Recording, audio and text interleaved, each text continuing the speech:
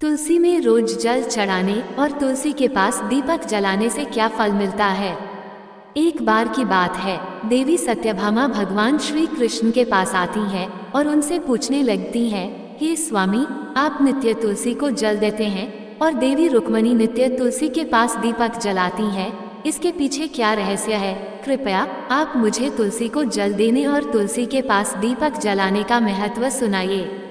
भगवान श्री कृष्ण कहते हैं, हे देवी सत्यभामा, तुमने अत्यंत महत्वपूर्ण प्रश्न किया है। देवी तुलसी लक्ष्मी का ही अवतार है। देवी तुलसी भगवान विष्णु को अत्यंत प्रिय है, इसलिए यह मुझे भी सबसे अधिक प्रिय है। मासों में कार्तिक और वनस्पतियों में मुझे तुलसी प्रिय है।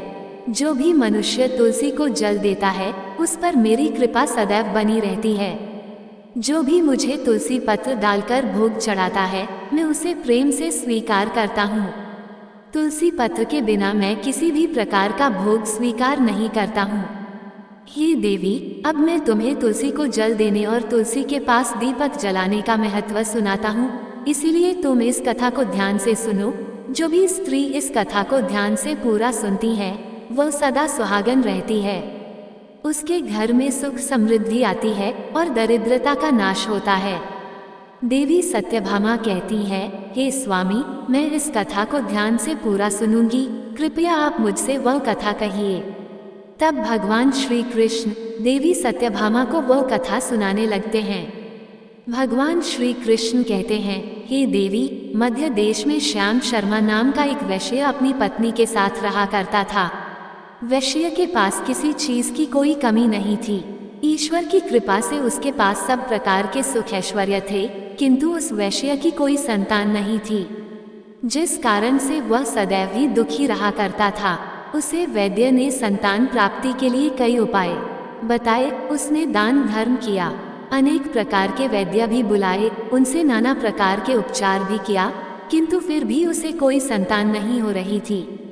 फिर एक दिन वह वैश्य महामुनि वशिष्ठ जी से मिलने के लिए उनके आश्रम पर जाता है। मुनि वशिष्ठ श्याम शर्मा का स्वागत करते हैं और कुशल मंगल पूछते हैं। तब वह श्याम शर्मा मुनि वशिष्ठ जी से कहता है, हे मुनिवा, मैं अत्यंत दुखी हूँ, मेरी कोई संतान नहीं है और संतान के बिना मेरा उद्धार कैसे होगा।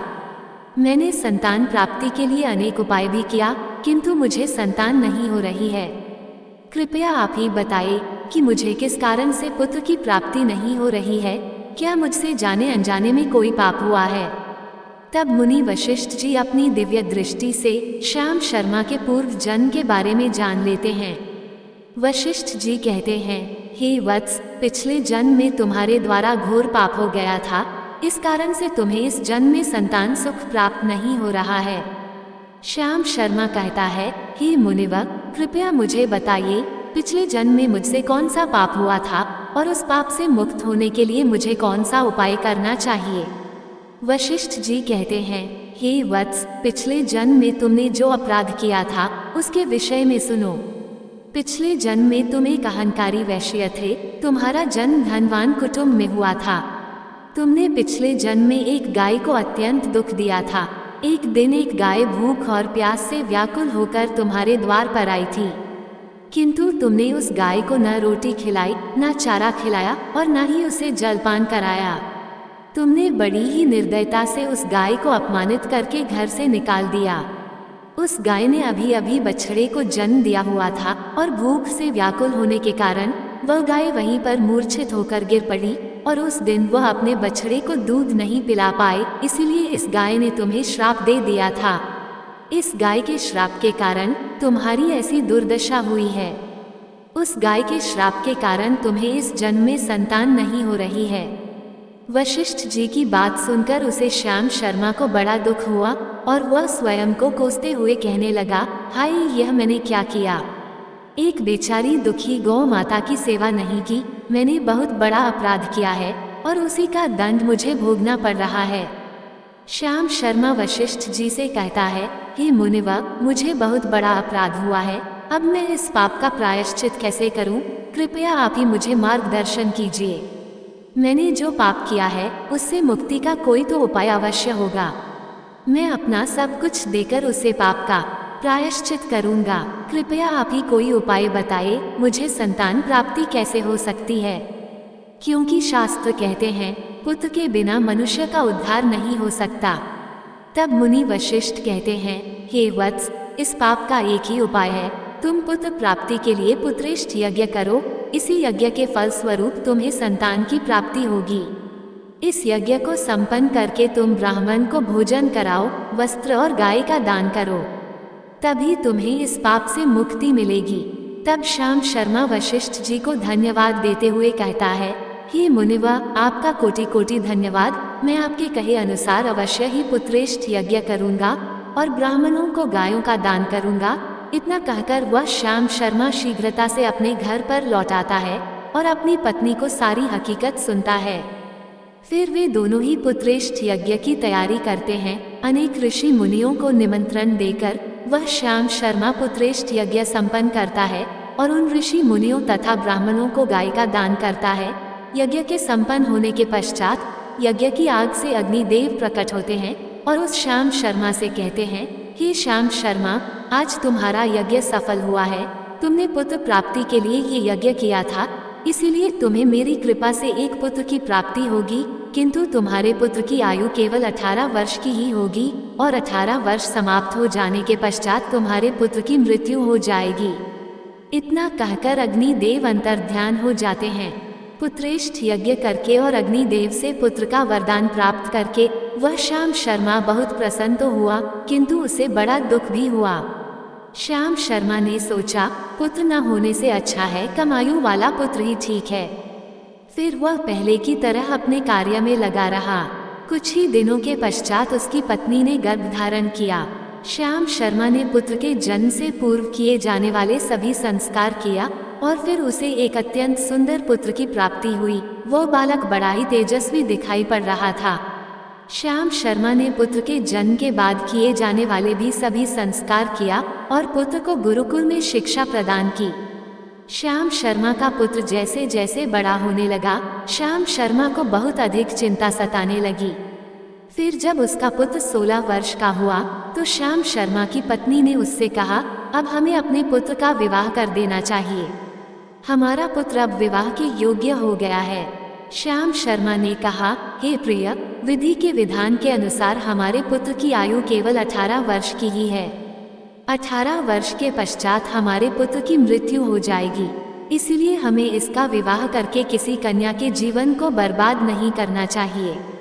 वह तो 2 वर्षों बाद विधवा हो जाएगी, फिर उसे जीवन में अनेक कष्ट सहन करने पड़ेंगे। लेकिन श्याम शर्मा की पत्नी नहीं मानी, वह अपने पुत्र का विवाह होता देखना चाहती थी। श्याम शर्मा की पत्नी कहती है, हे नाथ, कुछ भी हो, मैं अपने पुत्र को अविवाहित मरते हुए नहीं देख सकती। हमारे पास किस चीज की कमी है? हमारी पुत्र वधू इस संपत्ति को प्राप्त करके सुखी जीवन जी सकती है। इसलिए अब आप संकोच न करें और हमारे पुत्र के लिए सुंदर कन्या की खोज करें। अपनी पत्नी के मन के आगे श्याम शर्मा की एक न चली और फिर वह पुत्र के विवाह के लिए मान गया। फिर उसने पास ही के नगर में रहने वाले एक अत्यंत गरीब वैश्य की पुत्री के साथ अपने पुत्र का विवाह संपन्न किया। श्याम शर्मा की बहू का नाम सुभद्रा था।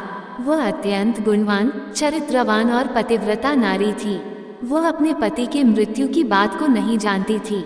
सुभद्रा नित्य अपने सास, ससुर और अपने पति की सेवा करने लगी। वह सभी के साथ बड़े प्रेम से रहती और कभी किसी की आज्ञा का उल्लंघन नहीं करती थी। उसने अपनी मधुर वाणी और कार्यकुशलता से सभी के मन को जीत लिया। इस प्रकार से 2 साल बीत गए और फिर वह समय निकट आ गया जब श्याम शर्मा के पुत्र की मृत्यु होने वाली थी। श्याम शर्मा को बड़ा भय लगने लगा। फिर एक दिन उसने अपनी बहू को बुलाया और उसे क्षमा मांगते हुए कहने लगा, हे बहू, तुम मुझे क्षमा कर देना, मैंने तुम्हारे साथ बड़ा अन्याय किया है। सुभद्रा ने कहा, हे ससुर जी, आप ऐसा क्यों कह रहे हैं? आप मुझसे क्षमा मांगकर लज्जित न कीजिए। मैं आपसे छोटी हूँ, आपकी पुत्री के समान हूँ। कृपया आप संकोच न करते हुए आपके मन में जो भी बात है वो कहिए, मैं आपकी आज्ञा का पालन अवश्य करूँगी। फिर श्याम शर्मा कहने लगा, हे पुत्री, तुम कल्याणी हो, तुम एक महान पतिव्रता हो, किंतु मेरे पुत्र के साथ तुम्हारा विवाह होने से पूर्व मैंने तुमसे एक बात छुपाई है। हमें पुत्र की प्राप्ति पुत्रेष्ठ यज्ञ करने के बाद हुई थी और अग्निदेव ने हमें ये कहते हुए पुत्र प्राप्ति का आशीर्वाद दिया था कि हमारे पुत्र की आयु केवल 18 वर्ष की होगी। 18 वर्ष के बाद हमारे पुत्र की मृत्यु हो जाएगी। अपने ससुर की बात सुनकर सुभद्रा ने कहा, हे ससुर जी, बस इतनी सी बात, आप चिंता न कीजिए। मैं आपको वचन देती हूँ कि आपकी पुत्रवधू मैं कभी विधवा नहीं होंगी। आपके पुत्र के प्राणों की रक्षा मैं करूँगी। आप बस मुझे एक दीपक, जल का घड़ा और एक गाय लाकर दीजिए। मेरे पति के प्राणों की रक्षा इन्हीं से होगी। सुभद्रा की बात सुनकर श्याम शर्मा को बड़ा आनंद हुआ और वह कहने लगा, हे बहू, जैसी तुम्हारी इच्छा, मैं तुम्हें वह सब चीज लाकर देता हूँ। इतना कहकर श्याम शर्मा ने अपनी बहू को वह तीनों चीज लाकर दी। फिर जब वह दिन निकट आ गया जिस दिन सुभद्रा के पति की मृत्यु होने वाली थी, उस दिन सुभद्रा ने सुबह उठते ही तुलसी को जल चढ़ाया और उसे प्रणाम करते हुए तुलसी के पौधे पर एक चुनरी बांध दी और तुलसी माता से प्रार्थना की, हे तुलसी माँ, मैं आपको चुनरी चढ़ा रही हूँ, कृपया अब तुम ही मेरे सुहाग की रक्षा करना। फिर सुबह के समय यमराज का एक दूत श्याम शर्मा के पुत्र के प्राण लेने के लिए उसके घर पर आ गया। जैसे ही वह घर में प्रवेश करने लगा तब तुलसी के पौधे ने उसे रोक दिया और कहा, हे यमदूत, इस घर में निवास करने वाली स्त्री ने मुझे चुनरी चढ़ाई है और इसलिए अब इसके सुहाग की रक्षा मैं कर रही हूँ। तुम इसके घर में प्रवेश नहीं कर सकते। इतना कहकर तुलसी ने यमराज के उस दूत को घर में जाने से रोक दिया। वह दूत भयभीत होकर सुभद्रा के पति के प्राण लिए बगैर ही यमपुरी लौट गया। यमपुरी में जाकर उसने यमराज से कहा, हे धर्मराज, मैं धरती लोक पर एक पुरुष के प्राण लेने के लिए गया था, किंतु तुलसी के पौधे ने मेरा रास्ता रोका। उस तुलसी के पौधे के कारण मैं घर में प्रवेश नहीं कर पा रहा हूँ। इस बात पर यमराज को बड़ा क्रोध आ गया। फिर उन्होंने अन्य 2 दूतों को बुलाया और कहा, तुम अब शाम के समय सुभद्रा के घर पर जाओ। जब तुलसी का पौधा सो रहा होगा तुम उसके पति के प्राण लेकर यमलोक आ जाओ। फिर शाम के समय यमराज के 2 दूत सुभद्रा के घर की ओर निकल पड़े। सुभद्रा ने शाम होते ही तुलसी के पास एक दीपक जला दिया और उससे प्रार्थना की, हे दीपक, अब तुम ही मेरे पति के प्राणों की रक्षा करो। ये के दूत मेरे पति के प्राण देने के लिए आ रहे हैं। फिर शाम हो गई, तुलसी का पौधा सो गया और यमराज के 2 दूत सुभद्रा के घर के सामने आकर खड़े हो गए और सोचने लगे, अब तो इस मनुष्य के प्राण लेकर ही हम यमपुरी लौटेंगे। जैसे ही यम के दूत सुभद्रा के घर में प्रवेश करने लगे, तुलसी के पास लगाए हुए दीपक ने उनका रास्ता रोक दिया और कहा, हे दूतों, तुम अब इस सुभद्रा के पति के प्राण नहीं ले जा सकते। उस स्त्री ने मुझे प्रज्वलित करके उसके पति के प्राणों की रक्षा करने की प्रार्थना की है, इसीलिए अब मैं उसके पति के प्राणों की रक्षा कर रही हूँ। इसलिए तुम आज उसके पति के प्राण नहीं ले जा सकते। तुम यहीं से लौट जाओ, नहीं तो मैं सब कुछ जलाकर भस्म कर दूंगी और मेरी अग्नि में तुम दोनों भी जलकर भस्म हो जाओगे। उस दीपक की बात सुनकर यमराज के दोनों दूत अत्यंत भयभीत हो गए और फिर से लौटकर यमराज के पास चले गए। वहां पर जाकर उन्होंने यमराज को सारा वृतांत सुनाते हुए कहा, हे यमराज, आपकी आज्ञा का पालन करते हुए हम दोनों शाम के समय उस पुरुष के प्राण लेने के लिए गए थे, किंतु तुलसी के पास लगाए हुए दीपक ने हमारा रास्ता रोक दिया, इसीलिए हम खाली हाथ ही लौट आए हैं। ये सुनकर यमराज को बड़ा क्रोध आ गया। फिर उन्होंने अन्य 4 दूतों को बुलाया और कहा, अब तुम सुबह उस सुभद्रा के जागने से पहले जाओ और उसके पति के प्राण लेकर आ जाओ। यमराज की आज्ञा पाकर दूत सुबह सुभद्रा के घर की तरफ जाने लगे, लेकिन इधर सुभद्रा ने रात को ही घर के दरवाजे के सामने जल से भरा हुआ लोटा रख दिया और उससे प्रार्थना की, मेरे पति की रक्षा कीजिए। यम के 2 दूत मेरे पति के प्राण लेने के लिए आ रहे हैं, अब आप ही मेरे सुहाग की रक्षा कर सकते हैं। इतना कहकर वह सुभद्रा सोने के लिए चली गई। इधर यम के दूत सुबह सुभद्रा के जागने से पहले ही उसके घर पर पहुंच गए। जैसे ही वह घर के अंदर प्रवेश करने लगे तब उस लोटे के अंदर भरे हुए जल ने कहा, तुम रुक जाओ, अब तुम इस घर में प्रवेश नहीं कर सकते। ये घर अब मेरी सुरक्षा में है। मैं सुभद्रा के पति के प्राण तुम्हें लेकर जाने नहीं दूंगा। अगर तुमने इस घर में प्रवेश किया तो मैं नरक की अग्नि को बुझा दूंगा, जिसमें सारा नरक लोक डूब जाएगा। ये सुनकर यमराज के बेचारे दूत घबरा गए और एक दूसरे की तरफ देखकर उस स्थान से भाग गए। वे सभी यम के दूत यमराज के पास लौट गए और उनसे कहने लगे, हे धर्मराज, आपकी आज्ञा का पालन करने के लिए हम चारों सुबह सुभद्रा के जागने से पहले ही उसके पति के प्राण लेने के लिए पहुंच गए थे, किंतु सुभद्रा के घर के बाहर रखे हुए जल के लोटे ने हमारा मार्ग रोक लिया और इसी कारण से हम उसके घर में प्रवेश नहीं कर सके। अब यमराज को बहुत ही अधिक क्रोध आ गया। इस बार उन्होंने 8 यमदूतों को बुलाया और कहा, हे यमदूतों, अब शीघ्रता से जाओ और बलपूर्वक उस मनुष्य के प्राण खींचकर यमलोक लेकर आओ। फिर वह 8 यमदूत यमराज की आज्ञा का पालन करते हुए पृथ्वी लोक पर उस सुभद्रा के घर के पास आते हैं तो देखते हैं उस सुभद्रा के घर के सामने एक गाय खड़ी है। सुभद्रा ने यमदूतों के आने से पहले ही अपने घर के सामने गाय को बांध दिया था और गौ माता से विनती की थी, हे गौ माता, आज यमदूत मेरे पति के प्राण लेने के लिए आ रहे हैं, अब आप ही मेरे सुहाग की रक्षा कर सकती हो। हे गौ माता, मैं आपकी शरण में आई हूँ, कृपया मुझे विधवा होने से बचा लीजिए। उस गाय ने कहा, हे पुत्री, तुम चिंता मत करो, तुम्हारे पति के प्राणों की रक्षा मैं स्वयं करूंगी। मेरे होते हुए यम के दूत तुम्हारे घर में प्रवेश नहीं कर पाएंगे, इसलिए तुम चिंता से मुक्त होकर घर में अपने पति की सेवा करो। फिर जैसे ही वे यमदूत घर के अंदर प्रवेश करने के लिए आगे बढ़ते हैं, तब वह गाय उन्हें रोक देती है और कहती है, इस घर में तुम लोग प्रवेश नहीं कर सकते, इस घर की रक्षा मैं कर रही हूँ। मेरे रहते कोई भी इस घर के अंदर प्रवेश नहीं कर सकता। यदि तुमने घर के अंदर प्रवेश करने का प्रयत्न किया तो मैं तुम सभी को श्राप दे दूंगी। अगर तुम्हें इस घर के अंदर प्रवेश करना है तो तुम्हें पहले मेरे प्राण लेने पड़ेंगे और तुम सभी को गौहत्या का पाप लगेगा, जिसका कोई प्रायश्चित नहीं है। वहां पर उपस्थित सभी यमदूत गाय के द्वारा श्राप देने की बात सुनकर भयभीत हो गए। वे जानते थे कि गाय के द्वारा दिए गए श्राप से कोई मुक्त नहीं कर सकता और गौ हत्या तो संसार का सबसे जघन्य अपराध और महापाप है, जिसका कोई प्रायश्चित भी नहीं है। इसीलिए वे सभी वहां से लौटकर यमराज के पास चले गए। यमपुरी जाकर उन यमदूतों ने यमराज को सारा वृतांत सुनाते हुए कहा, हे धर्मराज, उस सुभद्रा के पति के प्राणों की रक्षा एक गाय कर रही है। उस गाय ने हमें श्राप देने की बात कही, इसीलिए हम सभी भयभीत होकर वापस लौट आए हैं। हम में गाय का सामना करने की शक्ति नहीं है। उन यमदूतों की बात सुनकर यमराज आग बबूला हो गए और स्वयं भैंस पर सवार होकर पृथ्वी लोक की ओर निकल पड़े। यमराज अपने भैंस पर सवार होकर उस सुभद्रा के घर के पास चले आते हैं।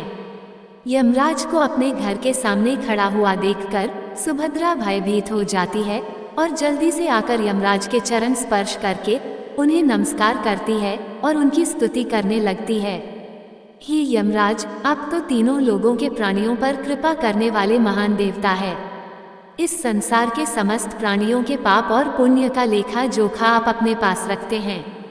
हे न्याय के देवता धर्मराज, मैं सत्य धर्म का पालन करने वाली पतिव्रता स्त्री हूँ। मैं आपको बारंबार नमस्कार करती हूँ, कृपया मुझे आशीर्वाद दीजिए। सुभद्रा के द्वारा की गई स्तुति से यमराज अत्यंत प्रसन्न होते हैं और उसे अनजाने में ही सदा सुहागन रहो ऐसा कहकर आशीर्वाद देते हैं।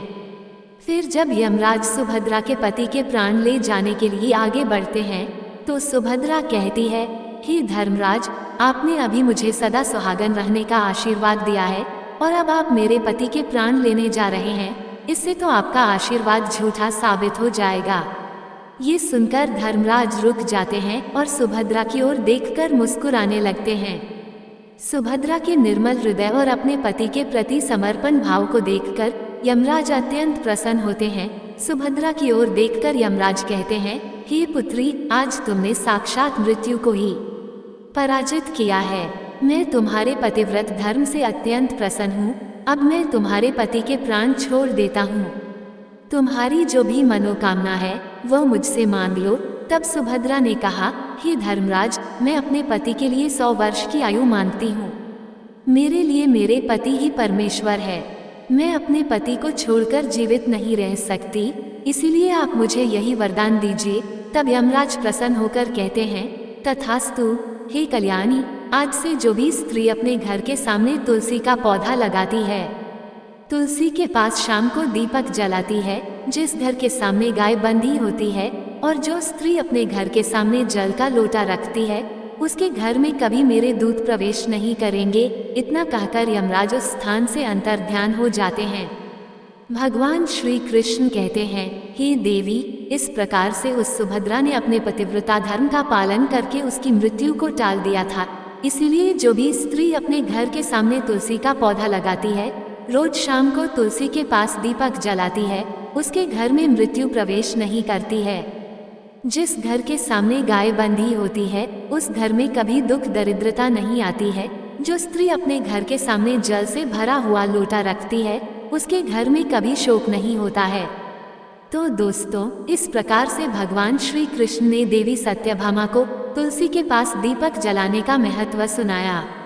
जय श्री कृष्ण। दोस्तों, आपको ये कथा कैसी लगी कृपया कमेंट करके जरूर बताएं। वीडियो पसंद आया हो तो लाइक करें, कमेंट में जय श्री कृष्ण अवश्य लिखें, और ऐसी ही और भी बहुत सारी कहानियों को सुनने के लिए चैनल को सब्सक्राइब जरूर करें। धन्यवाद।